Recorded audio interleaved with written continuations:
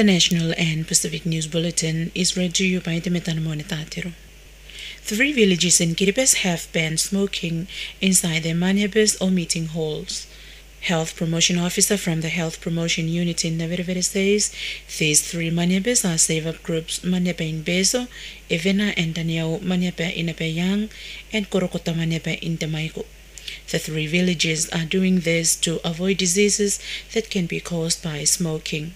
The ban of smoking is supported and protected under the Tobacco Act bill, which has been passed during the recent meeting of the House of Parliament. Anyone found smoking in these manhabas will be fined accordingly. The total number of manhabas in Kiribati that have banned smoking is 19.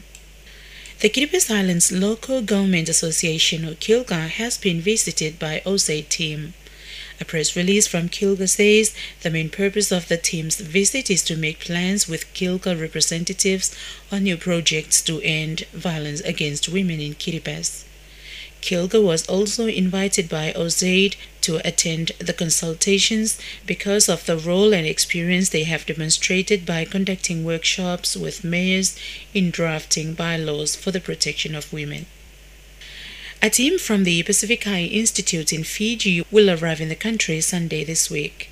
Specialized clinical coordinator from Naviriviri says the main purpose of the team's visit is to help the locals with different eye problems. The Ministry of Health in Naviriviri has screening out patients with different eye problems because only those with necessary eye problems will be treated by the team.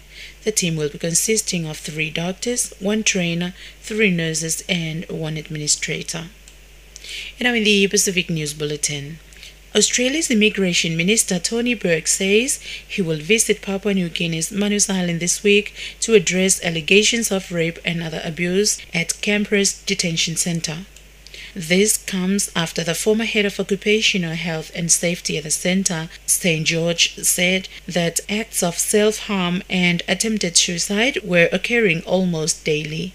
Mr. St. George says, despite the advice from him and others, the Immigration Department refused to remove the victims from Manus. He said that there was nothing that could be done for these young men who were considered vulnerable, in which many cases is just a euphemism for men who are being raped. Some students in Solomon Islands fear they will fail their exams if nationwide industrial action by teachers continues. Teachers have been on strike for a week and a half, the 3rd time they have stopped work this year over the government's failure to implement outstanding pay adjustments. Teachers have responded to a government threat to cut their pay if they don't return to work, with a counter threat to stage a mass resignation. Daifan Malaysia, who is in her 2nd to last year at Honiara High School, says students cannot afford any more time off school. She added students want teachers to stay in class until the November exam. American Samoa Senator and High Talking Chief Sua Vayulu Matautia of Afono died in Hawaii earlier this week. His daughter, Epi Timo, says her 72-year-old father had lung cancer. The first-term senator is the 2nd senator to die this year. Senator Fa'angata Mano passed away last month. Now finally in the news, police in Tonga has said while there have been some positive signs for reconciliation after a violent inter-school conflict, they must first deal with a very serious criminal offending committed.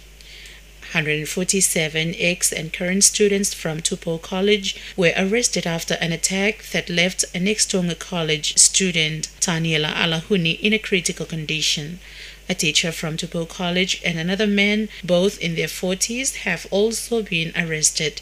The police commissioner Grand Office says there are lots of well-meaning people trying to do the best they can for the situation, but this is more serious than a regular school fight.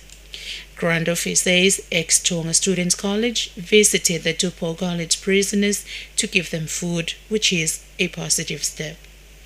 And that is the news for you here on Radio Kiribati.